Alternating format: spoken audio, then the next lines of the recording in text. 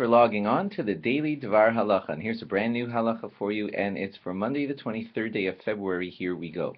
You may know that it's the very important Parsha Zachar coming up this Shabbos, and that is the Shabbos that we read the special reading that tells us to erase the memory of Amalek. And mostly I just wanted to ask you a very interesting question and give you an interesting answer to this fascinating halacha of eradicating the memory of Amalek. Here's the question. If you had something that you wanted eradicated, and you just want it forgotten and erased and pushed away forever and out of everybody's thinking, I might suggest that the best way for you to accomplish that would be that you would just stop talking about it. If there was a certain something that was going on in your home or your family or your classroom and you just wanted to get everyone to stop it, then a common strategy is just leave it alone. Just stop talking about that topic and it'll be forgotten.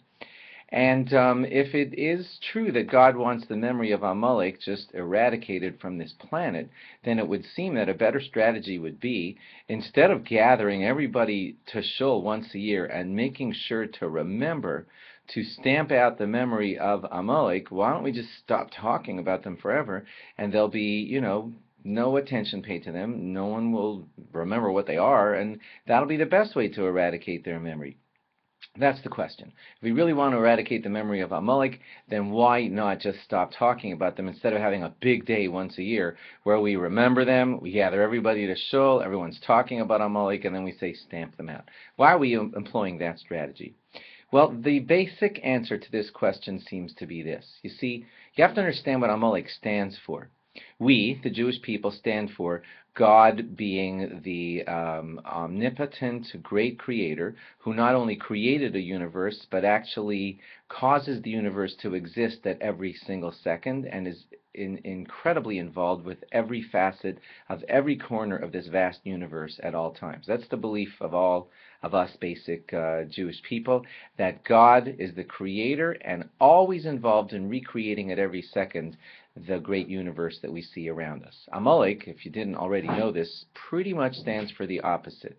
They believe that it's just all random. Even the name of the holiday is Purim, and Purim means lotteries, because Haman himself, who was from Amalek, wanted to eradicate the Jewish people on a random day, on a lottery day, not on a day that's chosen for military strength or something, because that's how they operate. They operate under the guise of feeling that there's no creator, there's no God, nothing's involved, everything's random, and that is the way they operate. And now you might see where the answer is going.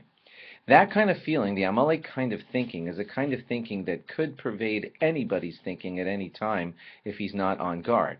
He could just say, well, I haven't seen a miracle lately, at least I don't think I've seen a miracle lately, and he could just fall prey to the Amalek type of thinking, which is everything's random, everything's by chance, and there is no God, etc., etc. So that's not the kind of thinking that we just want to float away and have disappear into oblivion.